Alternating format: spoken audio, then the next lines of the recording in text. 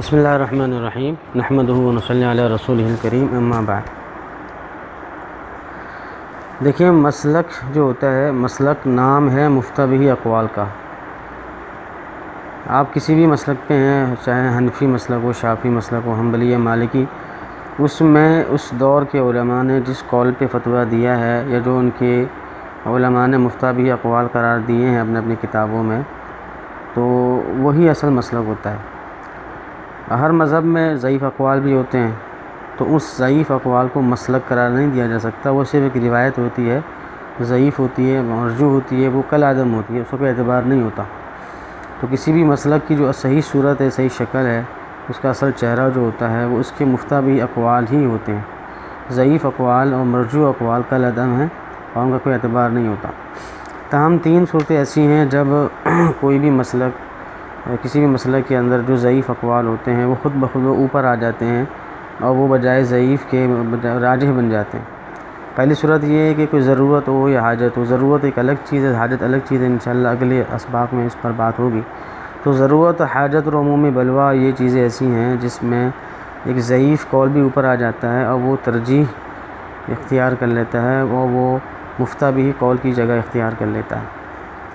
اس کی اپنی شرائط ہیں، انشاءاللہ اگلے سبق میں آ رہی ہیں۔ ان شرائط کی موجودگی میں 5 شرائط ہیں جن کی بنا پر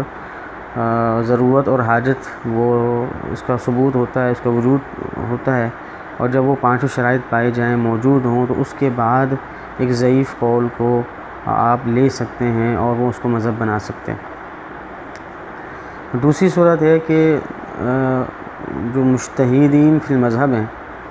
مجتہدین فی المذہب جن کے اندر جزوی اجتہاد کی صلاحیتیں ہوتی ہیں، وہ اگر کسی ضعیف قول کو کسی بھی بنیاد پر، دلیل کی بنیاد پر یا کسی اور بنیاد پر راجح قرار دے دیں، تو ان کے اس اجتہاد کی وجہ سے وہ اب ضعیف سے نکل کر وہ مذہب کی صورت اختیار کر لے گا اور وہ راجح بن جائے گا، مسلک کی صورت اختیار کر لے گا۔ اور تیسری صورت ہے کہ حکم حاکم، یعنی کہ کسی بھی ملک کے اندر جو عدالت عالیہ ہوتی ہے یا اس کا جو مقننہ ہے یا اس کے جو حاکم ہیں، وہ اگر کوئی ایسا حکم جاری کر دیں جو مسلک کے ضعیف اقوال میں تو آ رہا ہو لیکن مفتہ بہ قول میں نہ آ رہا ہو، تو کیونکہ حکم حاکم اور عدالت عالیہ کے فیصلے کی بہت بڑی اہمیت ہے، اس کو کہا جاتا ہے کہ حکم حاکم رافع للخلاف ہوتے ہیں، اختلاف کو ختم کرنے والا ہوتا ہے۔ تو اس حکم حاکم کی وجہ سے، اور جو ہمیں اللہ تعالیٰ نے حکم دیا ہے کہ اطیعوا اللہ واطیعوا الرسول واولی الامر منکم، کہ حکمرانوں کی اطاعت کرو، اپنے مقننہ کی اطاعت کرو،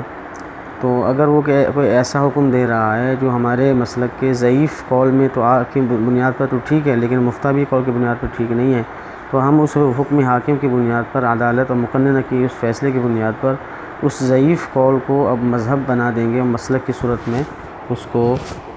مسلک بنا دیا جائے گا۔ تو یہ 3 صورتوں میں کوئی ضعیف قول مذہب اور مسلک بن جاتا ہے، ورنہ اصل حکم یہی ہے کہ مسلک وہی ہے جو مفتہ بہ اقوال ہوں۔